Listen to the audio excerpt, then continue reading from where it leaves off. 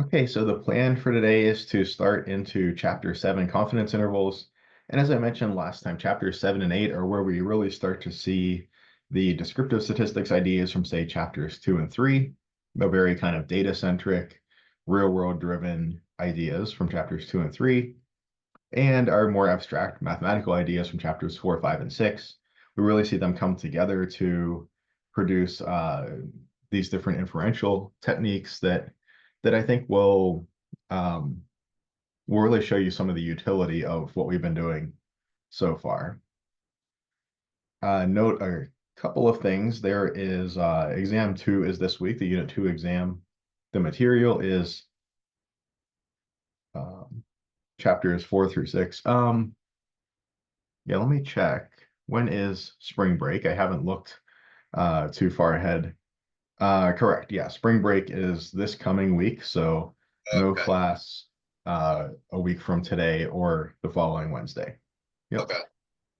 Thank you. Yep, sure. So for Unit 2 exam, that's this week. The material chapters 4 through 6. So that's basically all of our probability material, all of the stuff that's more of the abstract mathematical stuff. Sample exam is posted. There's no Proctor U on the exams. We discussed that before. I also posted this morning an announcement on Blackboard with all of this information on it as well. But this is just a quick recap of that. Very importantly, don't wait until the last minute to take the exam. I recommend planning to take it on or before Thursday night. Just that way, if anything, remember there by syllabus policy, there are no extensions on exams. And that way, if anything does happen, power outage, anything like that, you have plenty of time to work out a solution to that. I posted a couple things in the supplemental materials folder, a normal distribution table, that PDF. So that's in the exam materials folder. Just it's also somewhere else in the supplemental materials folder. I think the chapter 6 folder. But just to make it easy to find, the same one is posted in the exam material folder. And and this is an exam 2 formula sheet, of course. You can tell I copied this from the exam 1 post a little while ago. But yeah, the exam 2 formula sheet is up as well. You can feel free to use that formula sheet as is. You can just print it off and use it. Or you can edit it. You can make your own, drawing from that formula sheet and writing the formulas in whatever way you like. So feel free to use or edit that any way you like. And for the actual exam, it is closed book and notes, but you may use a calculator. You can use Excel or StatCrunch, a one-page formula sheet, either the one that I posted or one that you make or one that you adapt from the one I posted, and a normal table. So I think that takes care of the information for the Unit 2 exam. There's a time limit of 100 minutes, an hour, 40 minutes. So there are normal standard class length. And yeah, as far as length of the exam, number of questions, types of questions, yeah, take a look at the sample exam for more information on that. Okay, our quote of the day today it's a quote attributed to Albert Einstein. I haven't been able to actually pin down a direct source for this. So, you know, for folks like Einstein, a lot of things end up getting attributed to them, and you're never really 100% sure if something was actually said or written by them or not, unless you can, actually find the source of it. So, but it's attributed to Albert Einstein anyway, and Warren Buffett also likes to talk about this idea that compound interest is the most powerful force in the universe. And the idea is that positive feedback, in the sense of not like positive feedback like you do something good and your boss tells you good job, but positive feedback in the sense of self-reinforcing phenomena. Oh, okay, somebody messaged me in the chat about a setting for the exam. Let me just pause really quick and check that. If something's wrong in the exam, I want to get that fixed right away. So Sorry, give me 2 minutes. Let me log into my stat lab and double check that setting.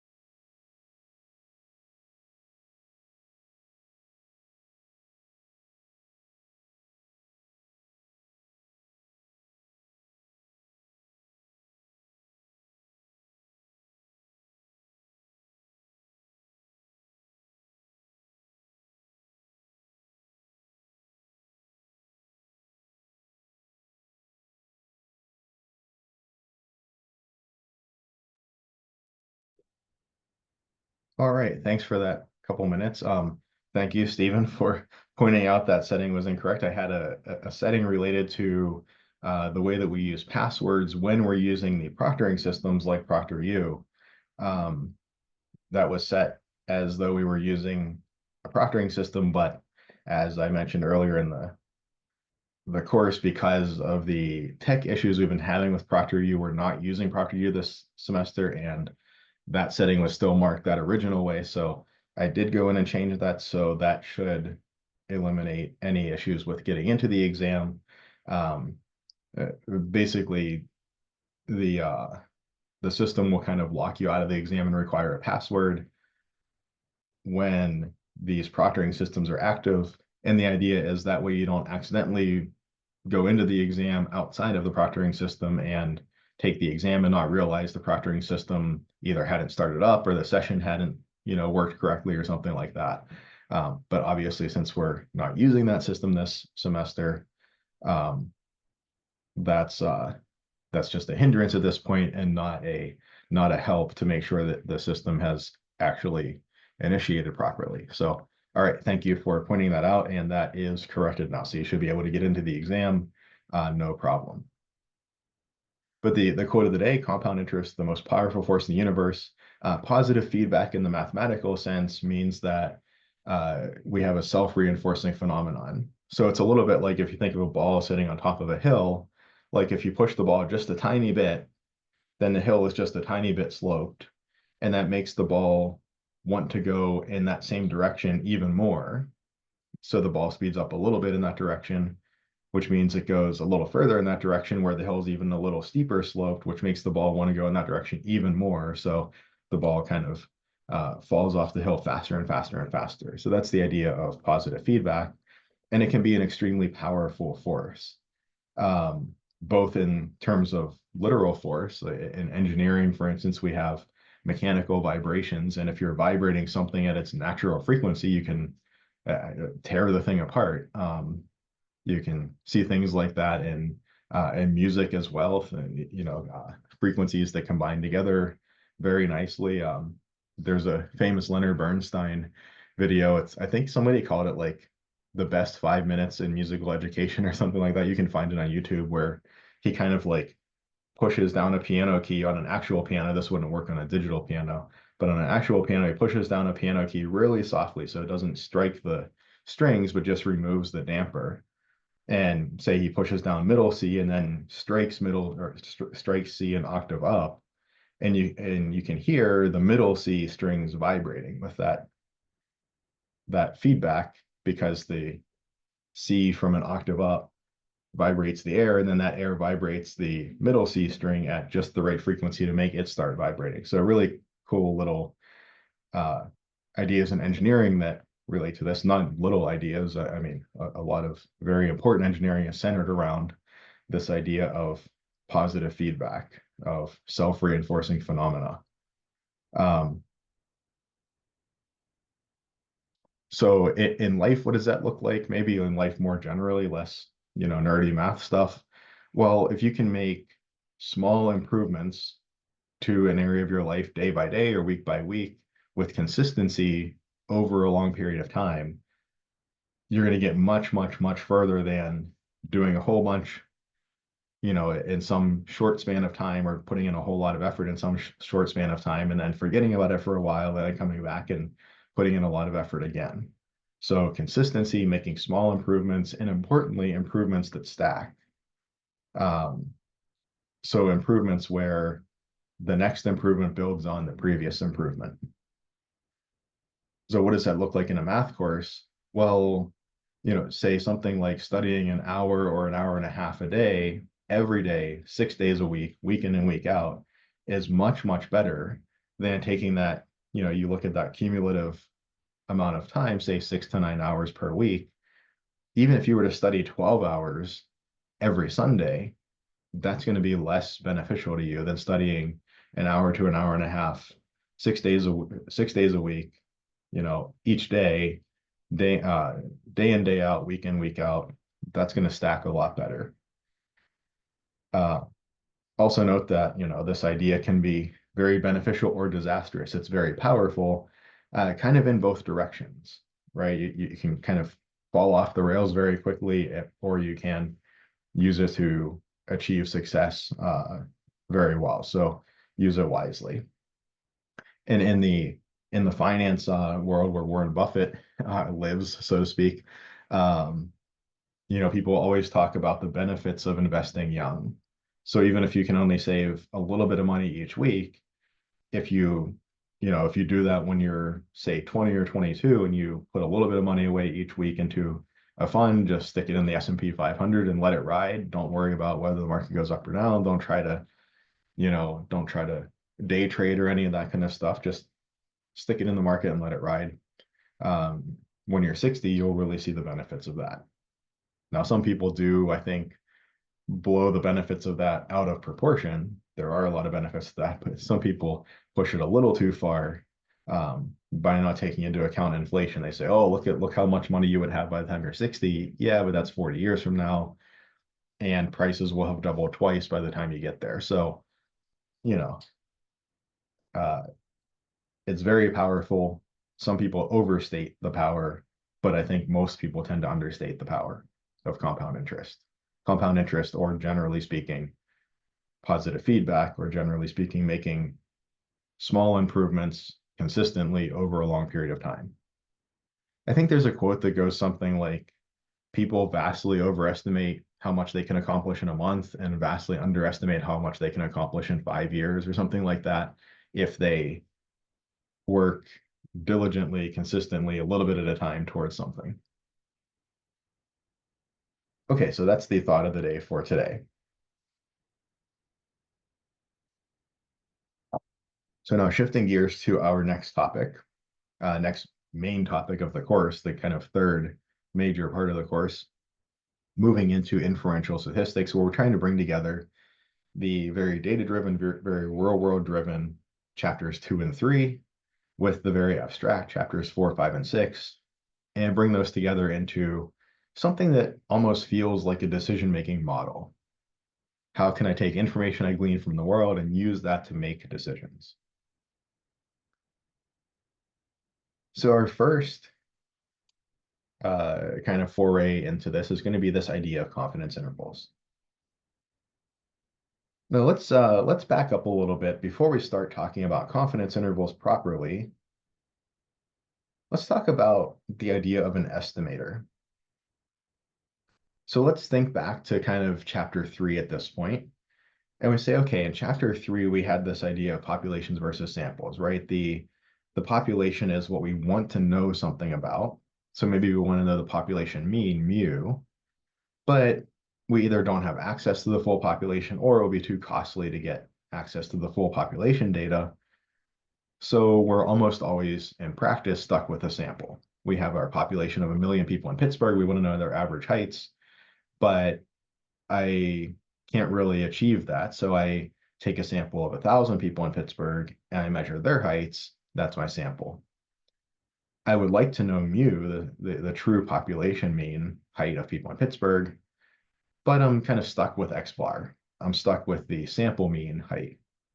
And we made a couple arguments before that we're that getting X bar instead of mu isn't just a silly thing to do.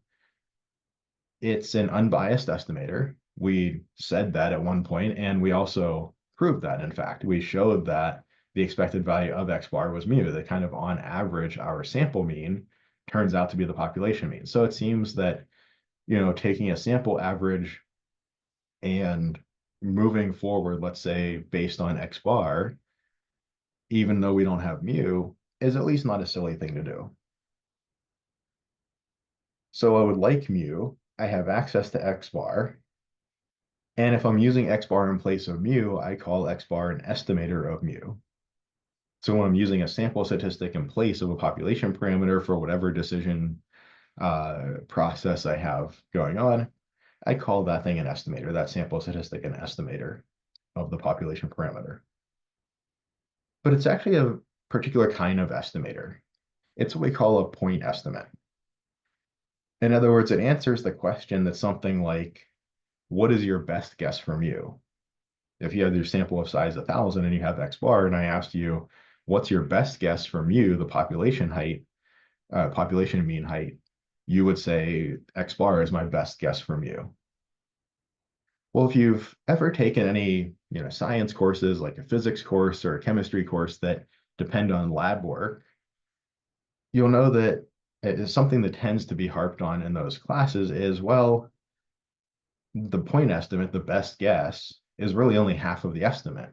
They always want you to also offer a margin of error, right? If I ask you, how tall do you think that building is? And you say 100 feet, that's a very different estimate if you mean 100 feet plus or minus 2 feet, or 100 feet plus or minus 50 feet. That's a very different statement, right? Even though maybe 100 feet is your best guess in both cases, how, in a sense, confident are you about that guess is pretty close to the actual value? So our best guess for mu is X bar, and X bar is an estimator of mu. So what's an estimator? Well, it's any sample statistic we're using in place of a population parameter. But what makes a good estimator? I mean, I suppose I could, use S squared as an estimator of mu. Like I could use that sample statistic in place of my population parameter, but that would be kind of a silly thing to do, right? That wouldn't make a whole lot of sense to do. So what makes a good estimator? Okay, so let's consider that we have some population parameter theta. Theta is just a stand-in for any population parameter. It could be mu that we're talking about. It could be sigma, the population standard deviation. It could be the population median or some other population parameter. It's the thing that we're interested in. And we have a sample statistic, theta hat. When we put a hat on something, remember like P versus P hat? When we put a hat on something, that usually means that it's an estimate of something. So theta hat is an estimate, it's a sample statistic related to theta. So a hat means an empirical estimate based on data. So a theta hat is an estimator of theta, a population parameter. And we say that theta hat is a good estimator if it satisfies 3 criteria. The first is unbiasedness. We remember this all the way back from chapter 1. We talked about estimator bias, and we had, not the best understanding of what that meant. And then when we looked at, say, sample variance, where we had to divide by n-1 versus population variance, where we divide by n, and we said, why is that different to make it unbiased? I think we have a bit more, a bit of a better understanding of unbiasedness now. We actually proved that the expected value of X bar is mu. We actually proved that X bar is an unbiased estimator of mu. So this is what unbiasedness means. Remember that our sample statistics are actually random variables. That's a very important point. It's really a crucial point for what we're going to be talking about here in chapter 7 and in chapter 8. Our sample statistics are random variables in the sense that if I were to take a different random sample, then I would get a different value for that sample statistic, right? If I take this sample of size 1,000 from people in Pittsburgh and measure their heights, I get a certain value for X bar, but if I took a different sample, different random sample of size 1,000, I would get a different X bar. So my sample statistics are random variables, and therefore they have things like distributions, but they also have expected values. So if the expected value of the random variable, that's the sample statistic, is the population parameter that we are claiming it's an estimator for, or that we're using it as an estimator for, then it's unbiased. That's one criterion to be a good estimator. It should be unbiased. Or in other words, if we're thinking of like shooting arrows, like bow and arrow arrows at a target, we're kind of saying that we think that on average we should hit the bullseye. Sometimes we'll be a little bit left, sometimes a little right, sometimes a little up or down, but kind of on average we cluster around the bullseye. The second thing that we want to be true is convergence. We want that the estimator converges to the population parameter for larger and larger sample sizes. As n increases, we want the chance that we end up with an error that's far away from the bullseye to get smaller and smaller. So for example, this is what the weak log large numbers said for X bar related to mu. Note that this isn't exactly the same as number one here. It's not the same as unbiasedness. For instance, if we had an estimator that was, you flip a coin and you either make the estimator's value, the sample statistics value, mu minus 1 or mu plus 1 with 50-50 chance, then on average, that estimator is mu, but it never gets any better. It's always going to be 1 unit away. It never converges to mu. It never gets any closer to mu than 1 unit away. So one talks about accuracy in the sense of kind of your ability to aim and hit the center on average. And two talks about accuracy kind of in the sense of being able to get like a tighter and tighter grouping of arrows near the bullseye. And then third, the minimum variance criterion. If we look at all estimators that satisfy 1 and 2 that are unbiased and exhibit convergence to the parameter, then we want to pick the one that converges fastest, right? We want to pick the one where this convergence happens as quickly as possible. Okay, so a few facts. We proved this one. I suppose we didn't prove this one. We proved number one of for this one. But X bar is a good estimator of mu. So the sample mean is a good estimator of the population mean in this sense. We also have that S squared is a good estimator of sigma squared. The sample variance is a good estimator of the population variance. And p hat, our empirical estimate of the probability of success, is a good estimator of p, the actual underlying probability of success. It actually annoyingly turns out that S is not a good estimator of sigma. Our sample standard deviation is not a good estimator of our population standard deviation. Good in the sense of satisfying these criteria. There's something called Jensen's inequality that comes into play here. And basically, because we're square rooting things, square rooting is a nonlinear operation, and that kind of messes with these properties. So the variance is being a good estimator of the population variance. When we square root that to get to standard deviation, that kind of messes up our goodness property, so to speak. That being said, and there's actually a really good Wikipedia page on this, on finding estimators of the standard deviation. If you're interested in that, you can see how deep of a dive it really does become. There's not a nice, it's not just like, oh, we'll divide by n-2 instead of n-1, and then it, becomes good again. It's not anywhere near that simple to make a good estimator for the standard deviation. So it turns out that, well, it's not that bad of an estimator, S for sigma, especially if we have a reasonably large sample size. So for this course, we're going to take it as kind of a rule of thumb that S is a good enough estimator of sigma that we're happy using it in place of sigma. So for our course, we're going to kind of just pretend that S is a good enough estimator of sigma that we'll treat it as a good estimator. I shouldn't say we'll kind of pretend that it's a good estimator because in practice it's a good enough estimator that for our purposes we're probably satisfied. So technically S is not a good estimator of sigma, but for the rest of our course, or at least in chapter 7 and 8, we're gonna consider it to be a good estimator of sigma. So if we say make a confidence interval for sigma squared using S squared, we can just kind of square root everything and get a confidence interval for sigma using S, and we don't really have to think much further than that. Or likewise, if we get some information about sigma using S, we can just square everything and turn that into information about sigma squared using S squared. And we're not going to worry too much about that issue with Jensen's inequality breaking some stuff in the background. So, but just know that, you know, technically speaking, if we really wanted to get into the weeds, there is a difference between S and sigma versus S squared and sigma squared and what the estimator's characteristics are. Okay. So X bar is an estimator of mu. It's a quote good estimator of mu. But how good is it? Right. I kind of know, I know that X bar is going to converge to mu over time. Given a large enough sample, X bar is going to be close to mu. But given a specific sample, roughly speaking, how close do I think X bar is to mu?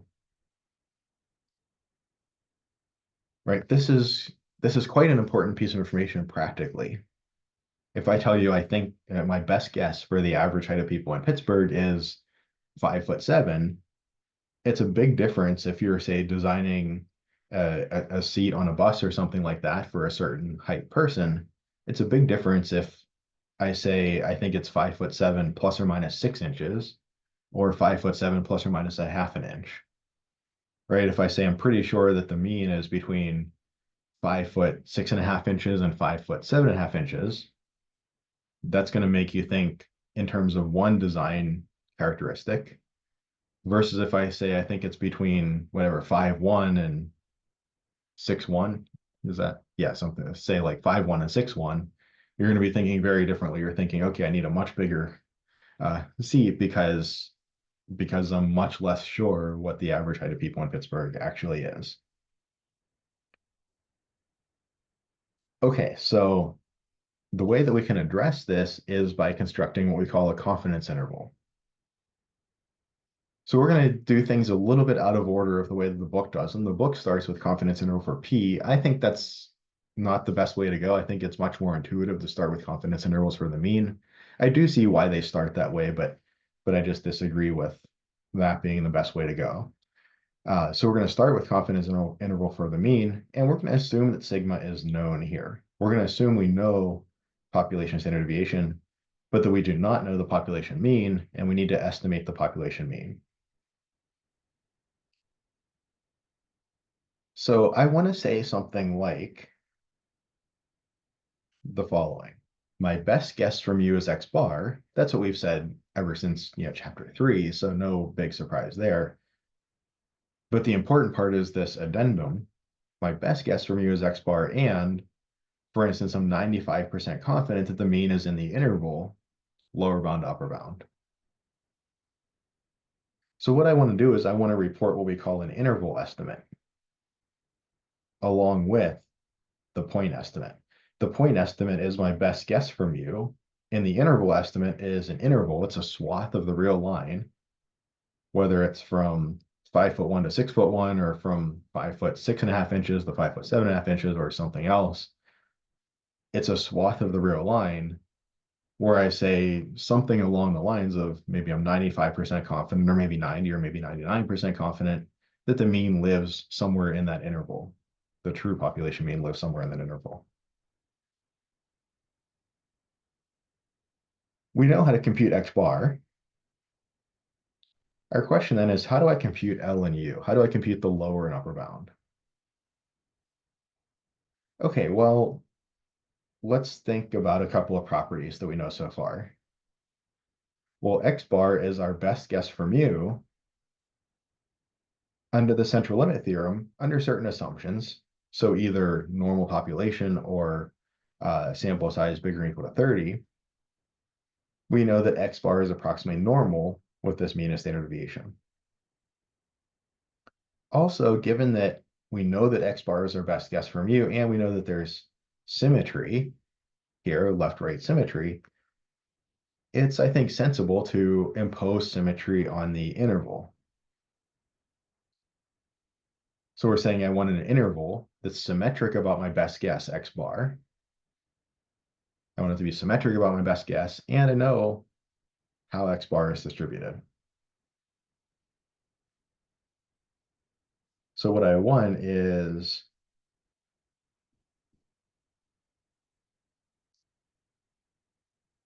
I have X bar is normal. It's centered at mu. I want a lower bound and an upper bound where, for instance, I said 95% confident up here. Maybe I have 95% area in between L and U. And as we saw before, just this setup here isn't enough for me to determine what L and U are. We're also going to impose symmetry. So I have running out of real estate here, but I have the same distance between L and mu as I have between mu and U. It's hard to say mu and U and not get it mixed up, but yeah, these distances are the same distance E, which we call the margin of error.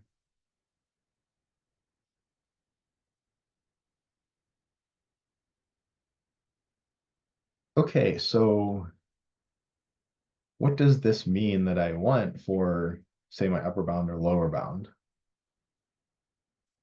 Well, if I have 95% area between L and U, and I have symmetry in the distribution of X bar, normal distribution, as well as symmetry in this interval L to U around mu, around the middle of the distribution, that also tells me I have symmetry in the tails. So if I look at this right-hand tail and this left-hand tail, together they must make up the remaining 5% of the distribution. But there's symmetry there. They have to be the same size. So this right-hand tail must be 2.5%, and this left-hand tail must be 2.5% as well.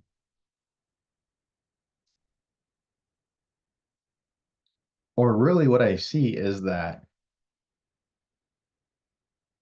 U, what is U? Well, on one hand, it's X bar plus E plus the margin of error. So that's, say, A, that's one thing that we know about it. The other thing that we know about it is this is the, it's the X bar value, the index, the horizontal coordinate axis point with, well, in this case, 2.5% area to the right. I guess if I wanted to, I could think of it as the 97.5th percentile if I wanted to think of it that way. Or I can think of it as the index in this distribution with 2.5% area to the right.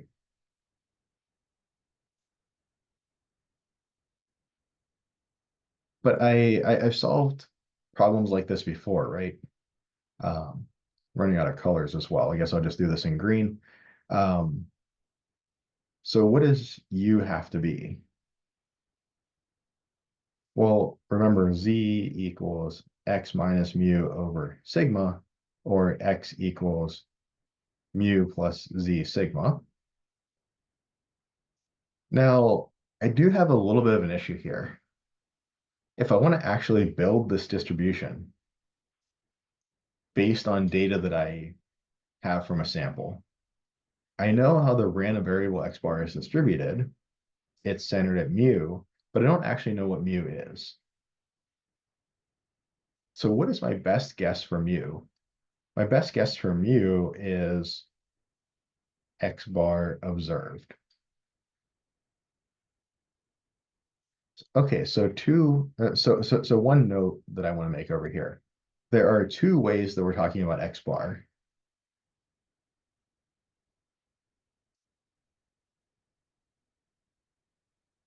If we're talking about the X bar random variable, the idea that we have a sample statistic that's the sample mean, and that it's a random variable because upon repeated samplings and computations of it, we would get different outcomes. We just refer to that as X bar. So in this context, when I say X bar, I'm going to try to be very careful with the notation. If I mess up the notation or if you're confused what's what, just ask and I'm happy to clarify. But the random variable, when we're talking about the random variable, we'll just call it X bar. We have another context where I imagine that I have a sample consisting of actual data. These are actual numbers I have on a piece of paper, an Excel spreadsheet. And I say from this sample, compute the sample mean for this data. I'm thinking of this as a number, right? This is where I've gone out in the chapter 3 sense, I've collected some data. I add up all those numbers, I divide by the number of data points I have, and that gives me a specific value, a specific number that's an estimate for mu. I'm going to call this X bar observed. So I'm going to add a little superscript OBS. This is the observed value of X bar that I observed from the real world data. X bar without the little subscript OBS. That refers to the abstract idea of the random variable. That X bar has a distribution, it has an expected value, a standard deviation, all of that. So this is where we can talk about, say, expected value of X bar, or sigma X bar, or mu X bar. You know, these kind of ideas correspond to the random variable X bar, where the specific number that we get from a certain sample that we've obtained from the real world that we are using to help us understand the real world a little better. That's what we call X bar observed. So my best guess for mu is actually X bar observed. So I'm going to put that here in the middle. Now, I'm cheating a little bit here. Really, we would want to look at, say, maybe the distribution of like mu minus X bar observed and work with that. It turns out that the math is basically all the same. So I'm just kind of avoiding that little complication. So we're just basically centering our distribution at X bar observed. Okay, so, well, the mean of our distribution is X bar observed. The standard deviation of our distribution is this thing here. Remember, we were assuming we know the population standard deviation sigma. So this sigma is sigma X bar is sigma over root n. So I'll put this sigma maybe in like quotes.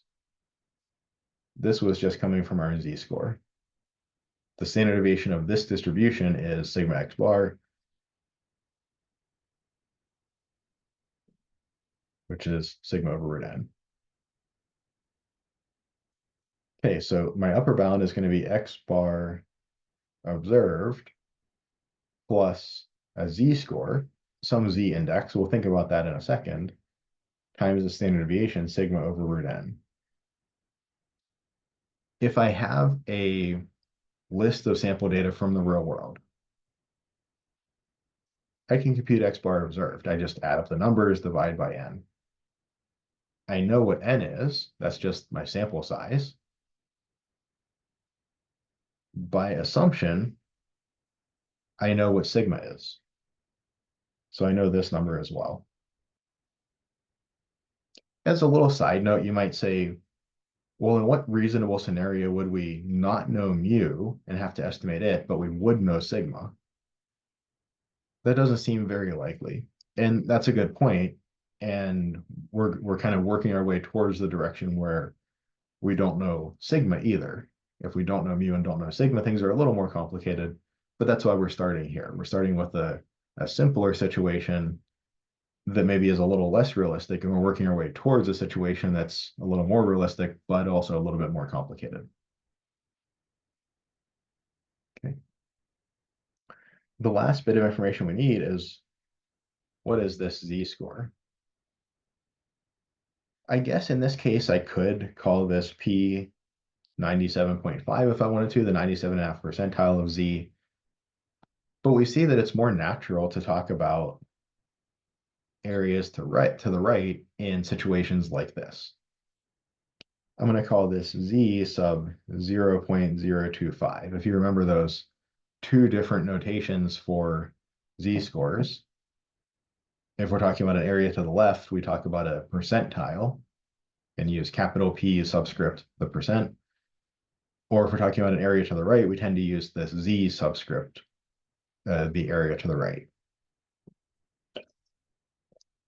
So we're looking for Z.025.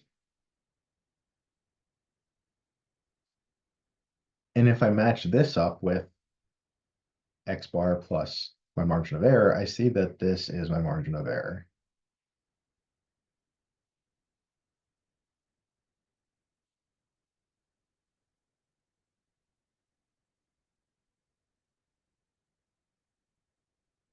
So my margin of error has to be,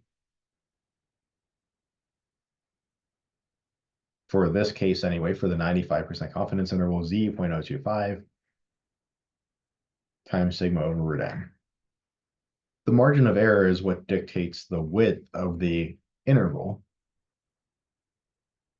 If I'm saying I want to be 95% confident, roughly speaking, that the mean falls within this interval, if things are more variable, if the standard deviation is higher, the mean can kind of move around a little more. I need to take a bigger interval to be 95% confident that I've covered enough territory where the mean is likely to exist that I can say I'm 95% confident.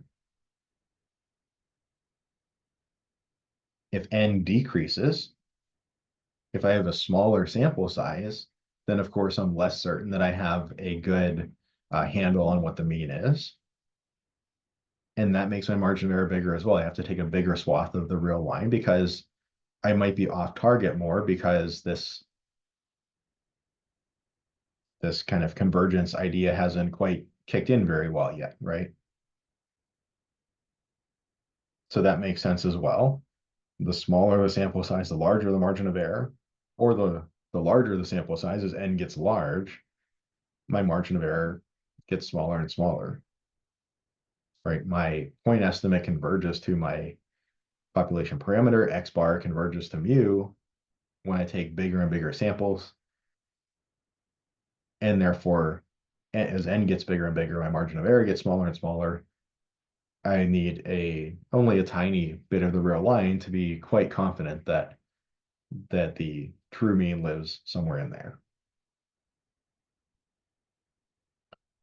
And then lastly, the more confident I want to be, so if this 95% were to increase to say 99%, if I wanted to be more confident, that would mean my tail areas have to get smaller. There has to be essentially less chance that I make an error. And all else equal, that means that my upper bound has to be pushed further out to the right, or my margin of error has to get bigger. So as this 0.025, as this area to the right gets smaller, as I want it to be less and less likely I make an error, therefore more or higher and higher level of confidence. As 0.025, the area to the right gets smaller, the Z index must get bigger, making the margin of error bigger. So if I want to be more confident, I need a bigger margin of error. I need to report a larger interval of the real line to be confident, to be more confident. Of course, to be 100% confident, I would have to report the entire real line. I'd have to report minus infinity to infinity, the biggest possible interval, to be absolutely certain. So as I want to get more and more confident, my interval has to get wider and wider. As I'm dealing with the situation that is more and more variable in terms of the standard deviation of the underlying population getting larger and larger, then I have to report a wider interval, all else equal. Or if I have a smaller sample size, if n is smaller, my margin of error has to get bigger. I have to report a wider interval because with a smaller sample size, I just have less information about the mean. So all of that makes sense. So this is our margin of error formula. Now, a little more generally, I mean, I did this for a 95% confidence level, and 95% is, I would say, by far the most common confidence level used in practice. But 90 and 99% confidence levels are pretty frequently used, especially in areas like finance and economics, things like that. But there's nothing saying you couldn't have a 92% confidence interval or a 97% confidence interval or some other percentage.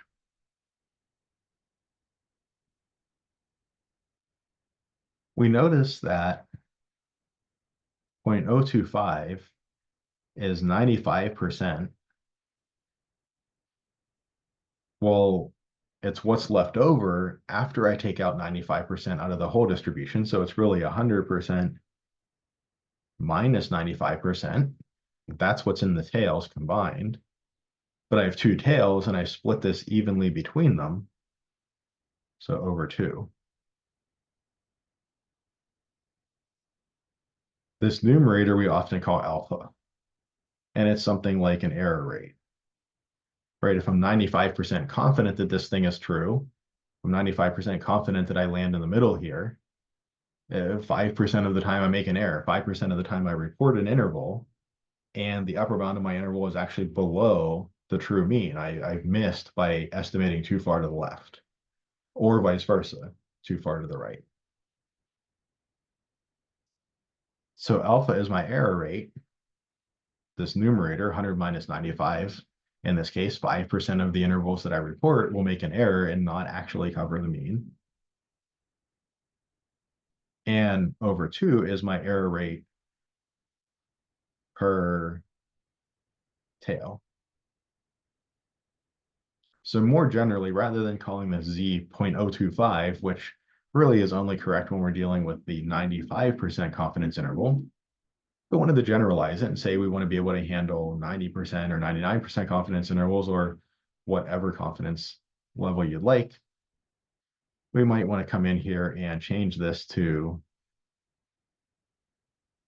in alpha over 2.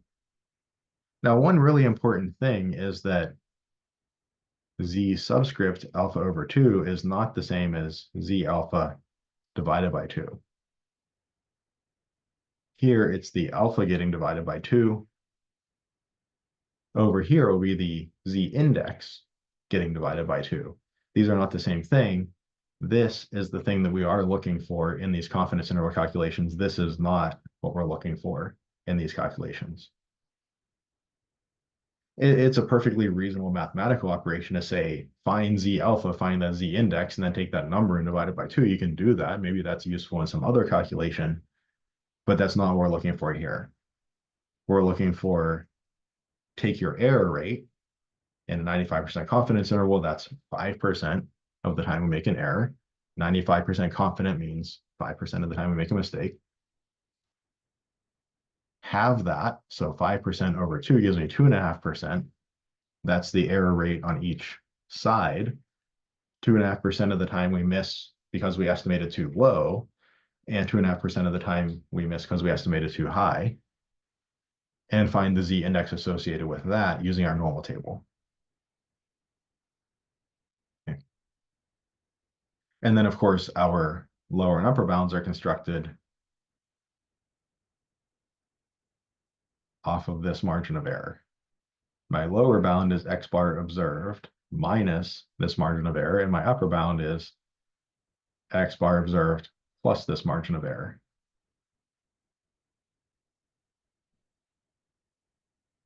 Something interesting to note here.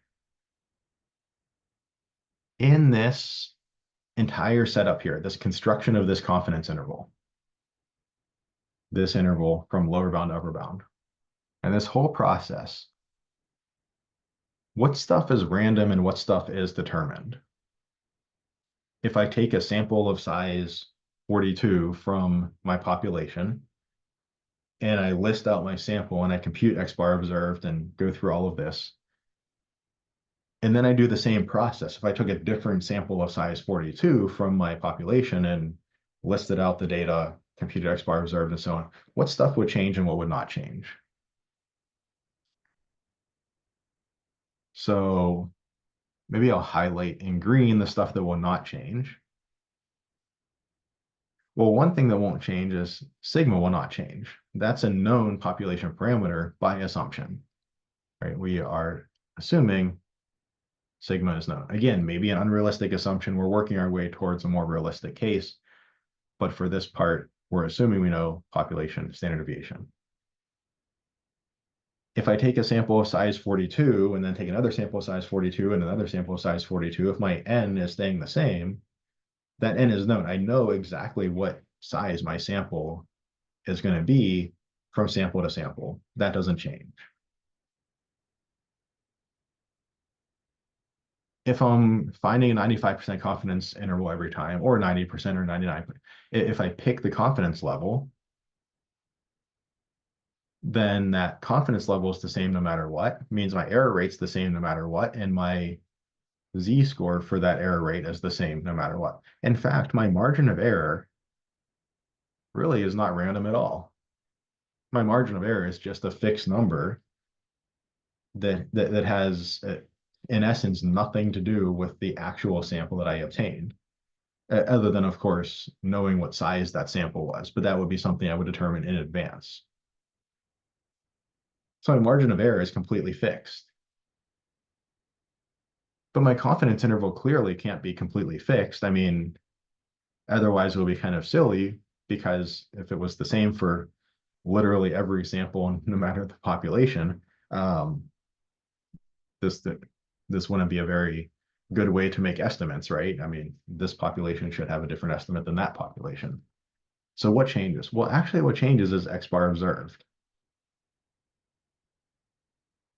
This kind of center point of my interval is what changes. If I take one sample of size 42 and add up all of the values and divide by 42, I'll get one answer, one estimate for X bar, one X bar observed.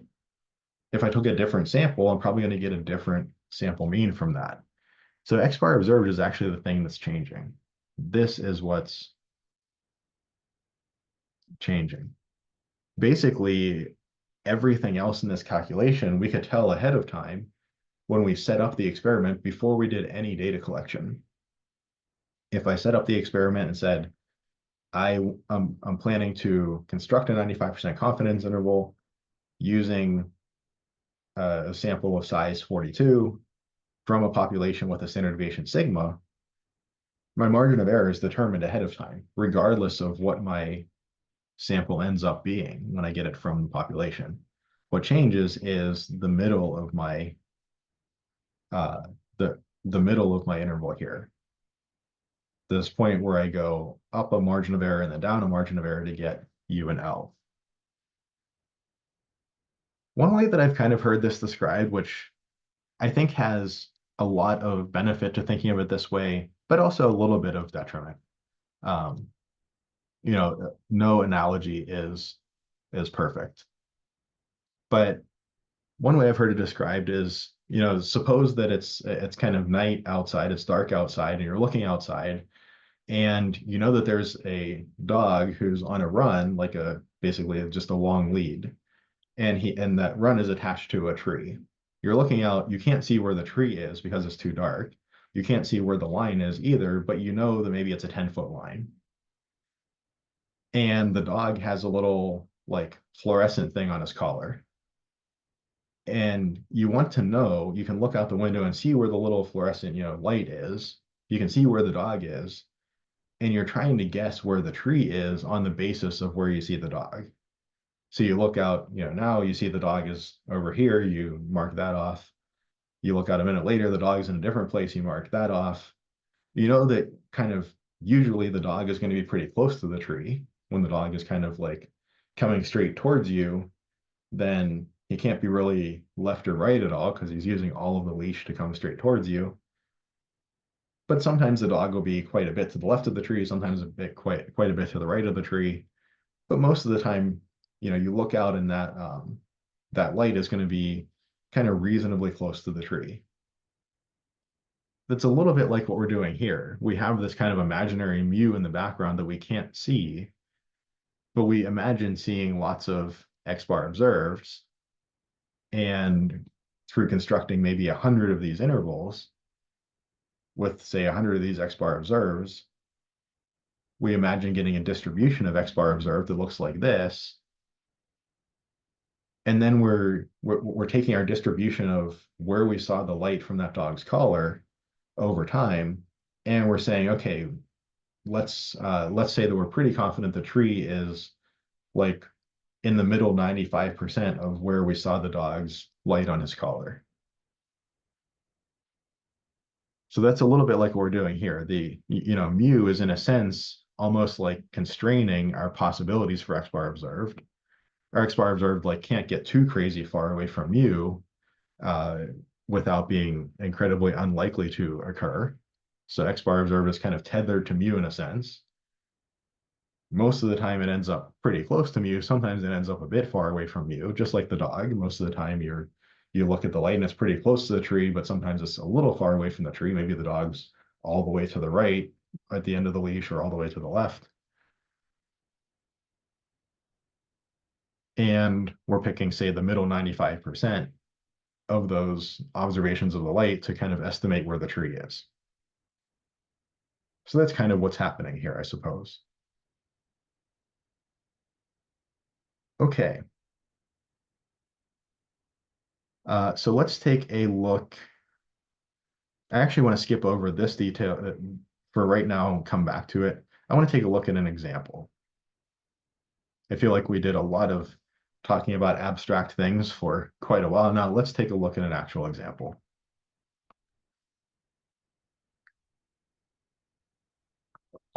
So the administration of a certain hospital would like to know the mean noise level in the hallways.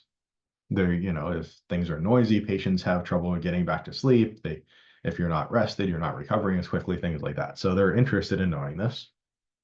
They take a random sample of 84 readings, and they find a sample mean noise level of 61.2 decibels. And let's assume that, maybe other hospitals have done extensive studies on this, and it's pretty well accepted. The standard deviation, the population standard deviation is known to be 7.9 decibels.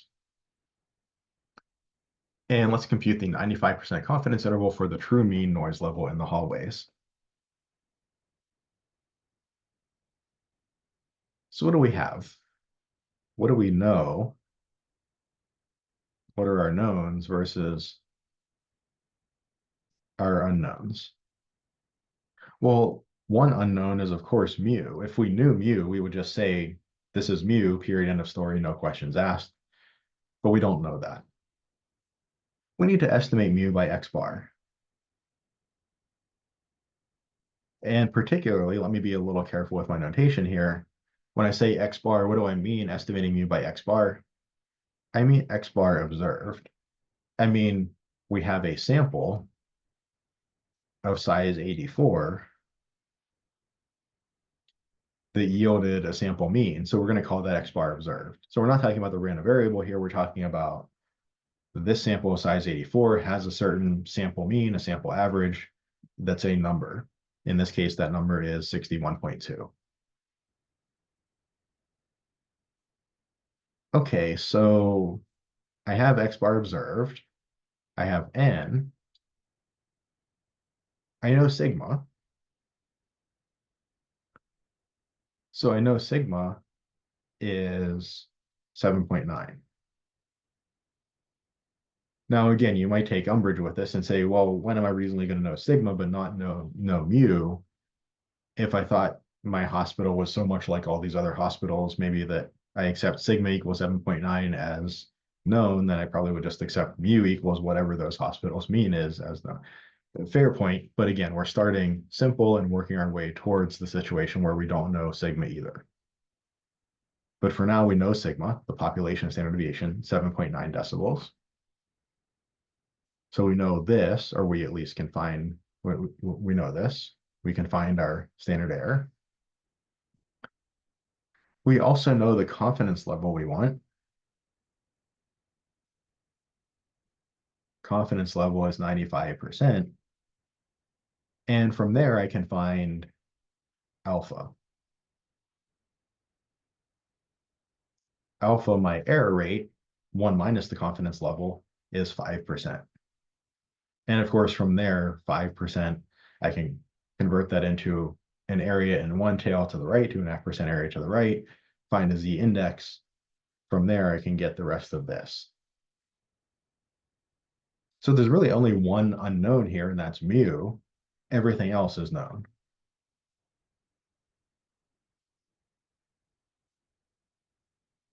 So let's find my margin of error. My margin of error is this thing here, z alpha over 2, sigma over root n. Or this is z alpha over 2 times sigma x bar, the standard deviation of the random variable x bar.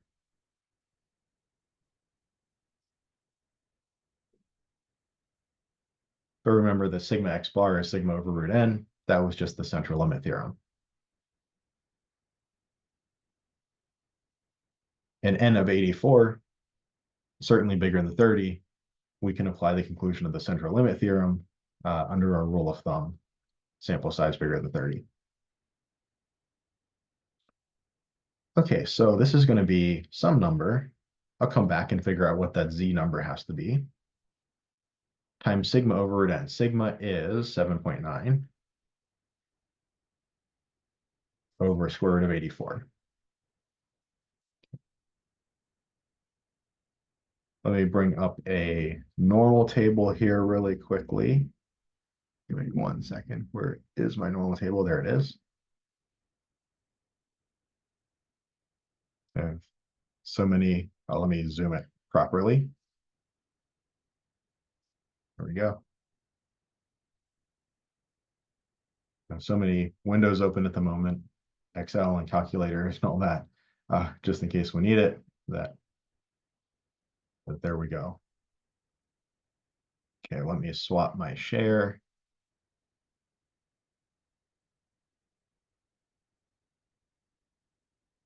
Okay, so z alpha over 2. Remember, alpha is 5%. Alpha over 2, which is what we're interested in, 5% is the total area combined between the two tails. That means 1/2 of that area, or 2.5%, or 0.025 area in each tail.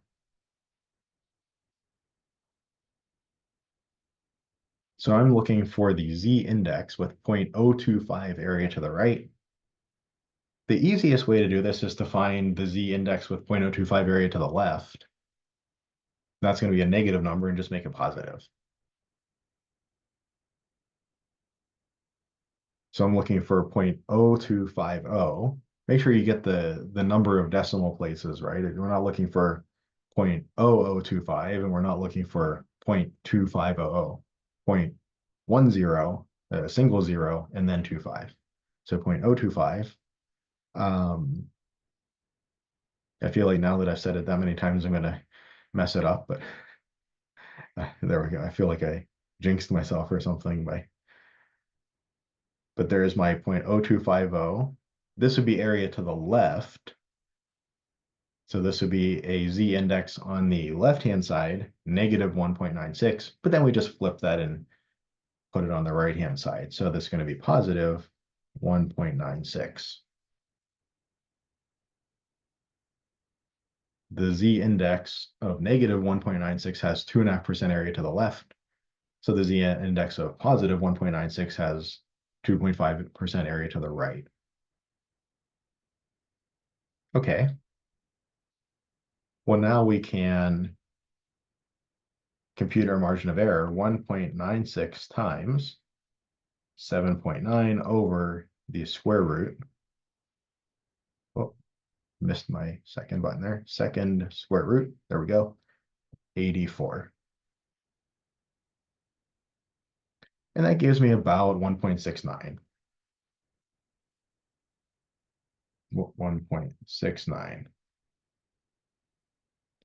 Little side note, this is unitless, this is unitless, this has units of decibels, so this is actually decibels.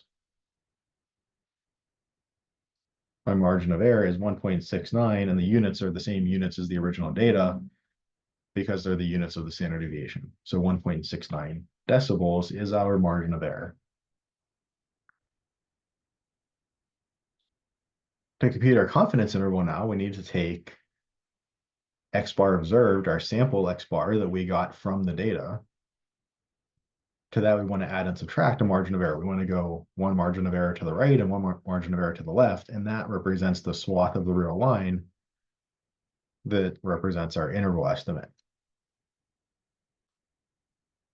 So my lower bound is going to be X bar observed minus margin of error, and my upper bound, X bar observed plus margin of error.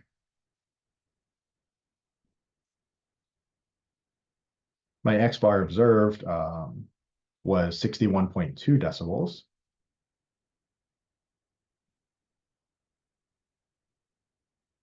And then I want to go down 1.69, let's just call it 1.70, and up 1.70 from there. Since 61.2 was rounded to one decimal place, we'll round this the same. So I want, turning back over to my calculator, 61.2 minus 1.7 gives me 59.5.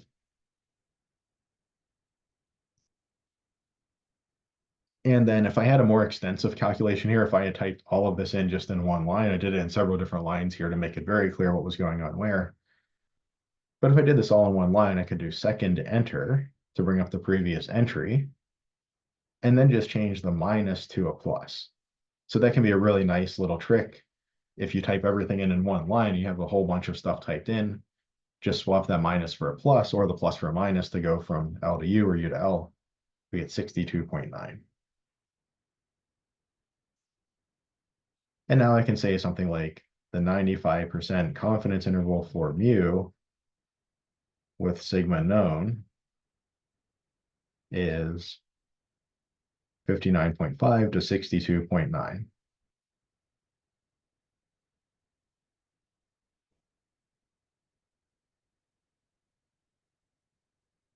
Or if I want to be even a little more explicit than this, I could say something like my best guess for mu is 61.2. So if you say, give me one number that's your best guess for the mean noise level in our hallways, 61.2 decibels, with a 95% confidence interval of 59.5 to 62.9. So if I said, okay, that's your best guess, but what's the range of plausible values, right? What's the range of kind of plausible or reasonable values that, you know, on the basis of what we saw in our experiment could reasonably be the true mean? You might say something like, well, I think the true mean is somewhere between 59.5 and 62.9 with a best guess of 61.2. Okay.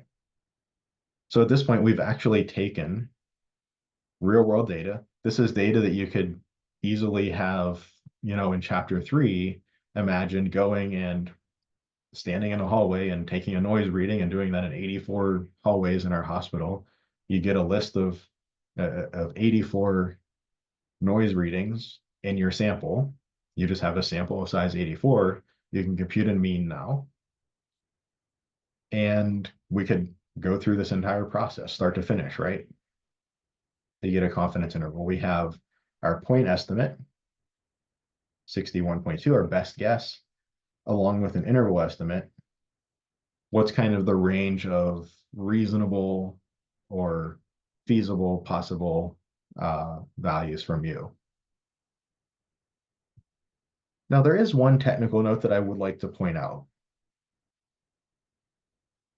One, perhaps the major downside of these frequentist inferential statistics, things like confidence intervals and hypothesis tests, is that you can see the computations, the mathematics is really all mathematics that we've done before. It's not super complicated mathematics.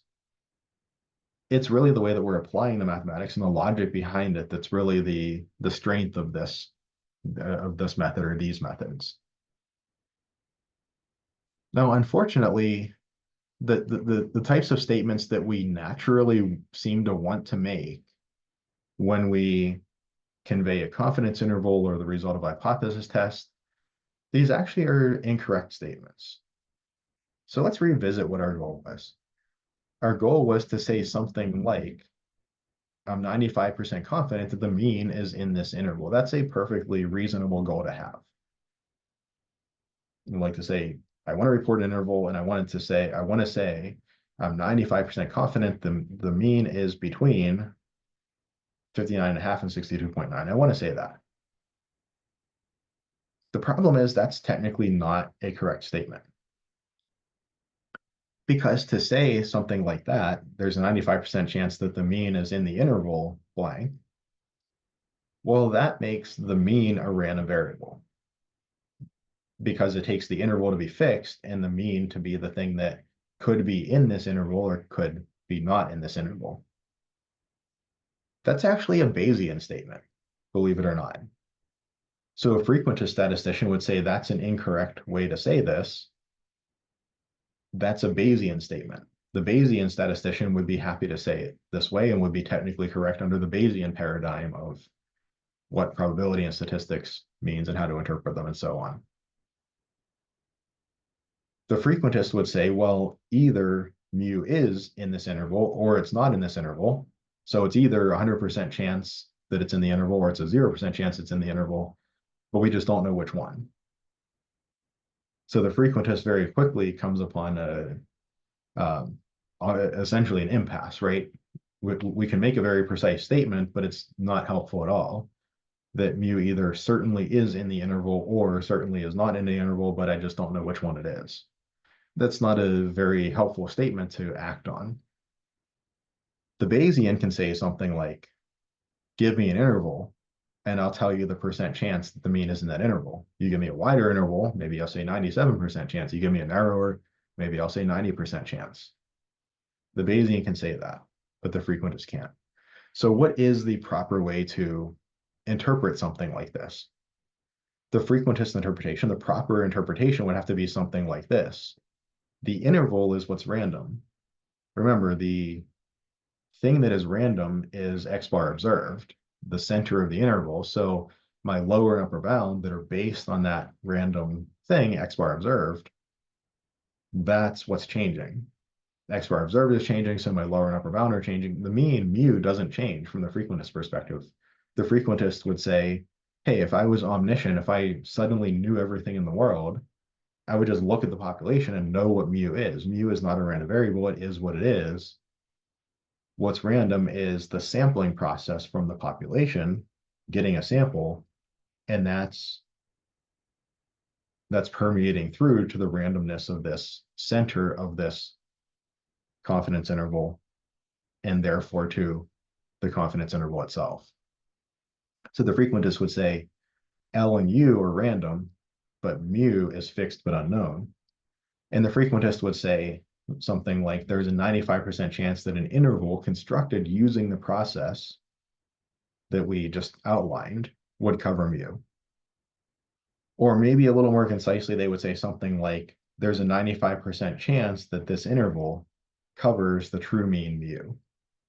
It's kind of a backwards way of saying it. Now you might look at this and say, I mean, if I say this instead of this, is that actually likely to mislead anybody? Is anybody's underlying interpretation or understanding of the world or of the statistics or of the result likely to be very different on the basis of one statement versus the other? I would say probably not. This is really a technical detail when it comes to confidence intervals. There is an issue, though. We want to be careful about the difference here because when we go to hypothesis tests in chapter 8, we're going to see that actually a lot of the ideas in hypothesis tests are very similar to ideas in confidence intervals.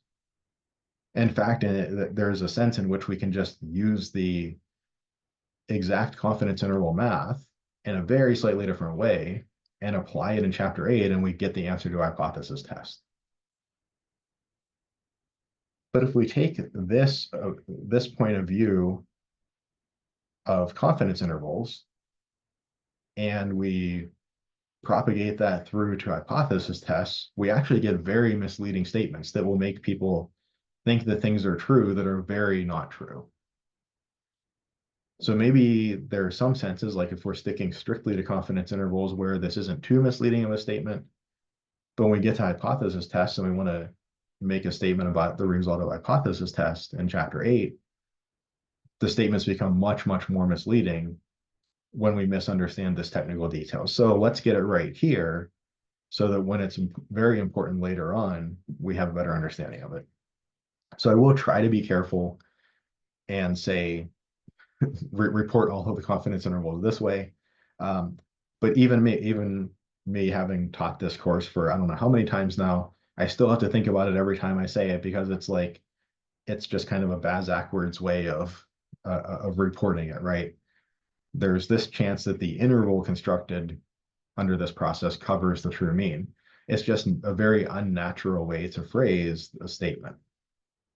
It's more natural to say, this is the chance that the mean is in the interval, but that is a fundamentally Bayesian statement. And that's one of the big strengths of Bayesian statistics is these inferential statistics like confidence interval and hypothesis testing are really the equivalents of those in the Bayesian paradigm. They're called something slightly different over there, but like credible intervals just because they needed to be different, I guess, but they do allow in the Bayesian world for much more natural statements that are much easier to interpret and less tricky to understand. Okay, so the interval is what is random. The mean is fixed, but unknown. We just don't know what it is. But it's not random, it is what it is. Once we define the population, the mean is fixed.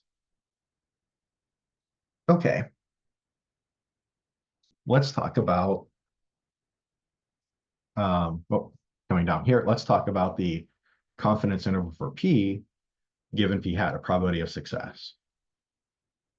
So the book actually starts with confidence interval for P and then goes to confidence interval for the mean, but I think P, the probability of success, is a little bit more of an abstract idea and a mean is a little more tangible. You can think about heights or something like that of people and what's the average height, and I think that's a little easier to grab onto. We've already got a lot of abstract ideas going on here, so I like starting with the mean. But confidence interval for P, given P hat, something that we remember is we had a kind of corollary or like a follow-up to our central limit theorem for the mean, and we saw that basically the same central limit theorem applies to P, the probability of success, and its estimator P hat. So P hat is the empirical number of successes over number of trials. It's you actually do 100 flips of a coin and you count how many heads you get, and that's your P hat, number of heads over number of flips, say something like that. And as we said above, this is a good estimator for P. And as we said in the central limit theorem section, that again, provided that we have at least 5 successes and 5 failures, we can apply the result of the central limit theorem. That was our rule of thumb, 5 successes or more and 5 failures or more. We can apply the central limit theorem, and we can say that P hat is normal with a mean of, well, we said the mean was P hat, or sorry, we said the mean was P, the actual underlying population probability of success. But here we're going to say the mean is, well, let me be careful here, P hat observed. want to be careful with exactly which p hat I'm talking about. Let me change these.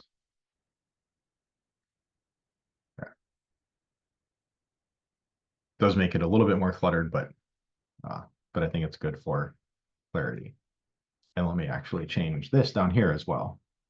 I got lazy and didn't write my little subscript observes there, and I don't want to confuse the issue. There's already enough going on here that is complex. There we go.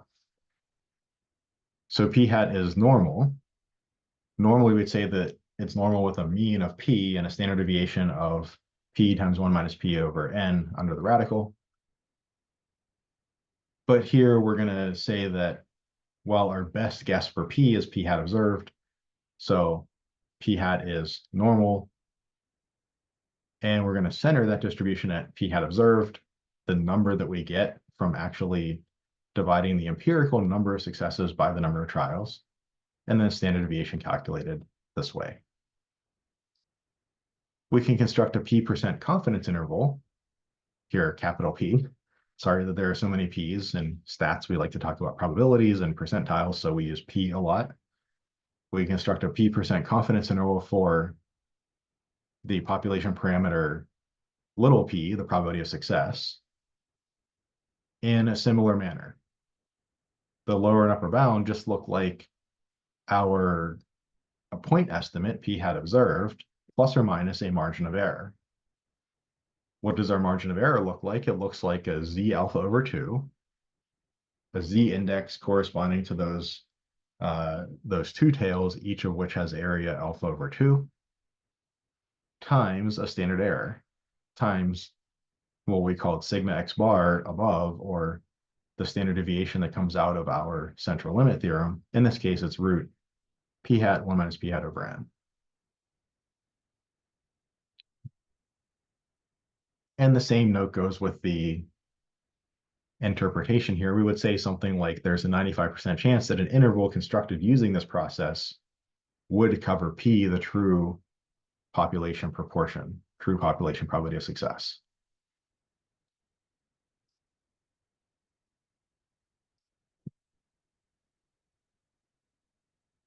Okay,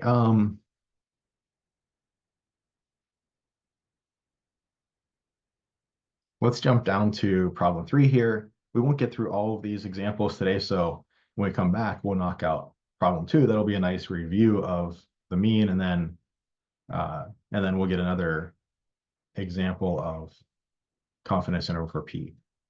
So let's knock out problem 3, and then we will call it a day.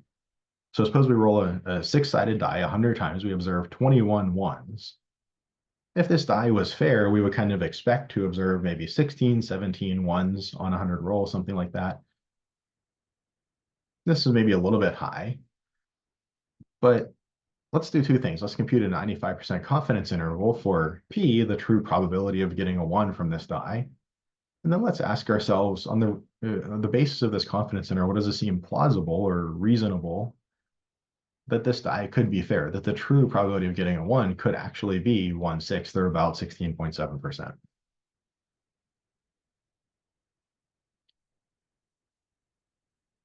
So what do I know? What do I know? I know the number of successes, or the number of times I got a 1, is 21. I know n is 100. From that, I know that p hat observed is 0.21, 21 divided by 100.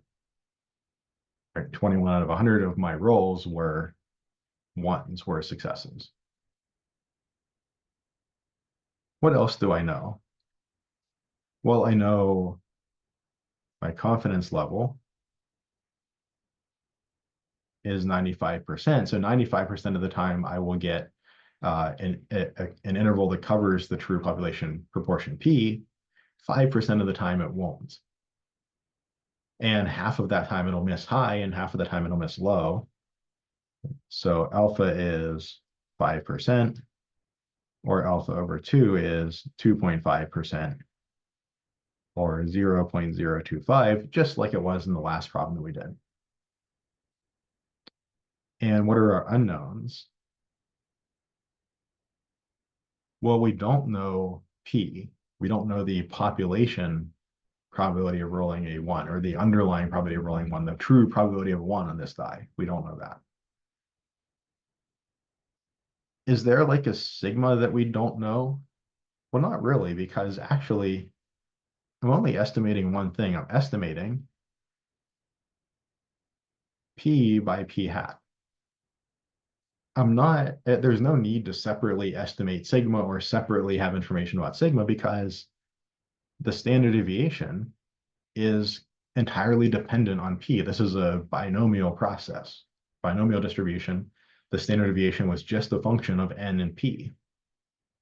I didn't, if I'm estimating P by P hat, I'm implicitly also estimating the standard deviation at the same time. So there's no like other sigma or something like that that I need here. If I knew exactly what P was, I could just plug it in and get not only the center, or not only the parameter that I'm estimating, but also the standard deviation. So really the only unknown is P. The only thing I'm estimating is P by P hat. So then what is my margin of error? My margin of error is, well, it's a Z number times the square root of P hat observed, 0.21, times 1 minus P hat observed, 0.79. 1 minus 0.21 is 0.79 over N, over 100. That's all under the square root. My Z number is Z.025. That's the Z index with 2.5% area to the right. Or again, I'll just do the same thing. It's the same number here, 0.0250. If I find the Z index with 2.5% area to the left, negative 1.96, then just make it positive. That does the trick. 1.96. So what's my margin of error then? It's going to be 1.96 times, all of this stuff is under the square root, 0.21 times 0.79 over 100. Did I get all of that correct? Looks good. Or that's about, well, I suppose about 8.0 percentage points, 0.08. And my 95% confidence interval for P, which remember is the probability of rolling a one. Well, my lower bound is P hat observed 0.21 minus 0.08, or that is 0.13. And my upper bound is 0.21 plus 0.08, that's 0.29.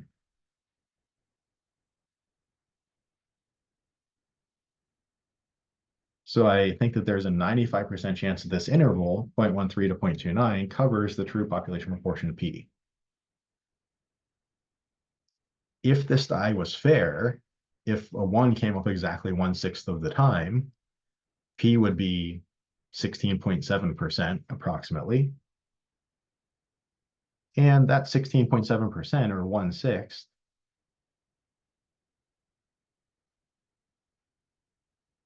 is nicely within this interval. It's between 0.13 and 0.29, so it doesn't feel like 21 ones on 100 rolls is so far away from what we could reasonably see with a truly fair die that I would think that this is evidence this die is unfair. It's certainly plausible that that this die is still fair, because 16.7% is still within our confidence interval, or 95% confidence interval for P.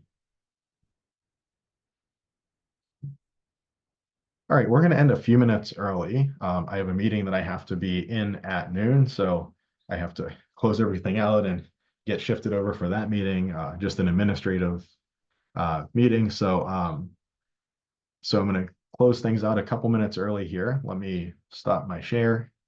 But I do just want to remind everybody of the exam this week. So again, if where's my recording thing? There we go.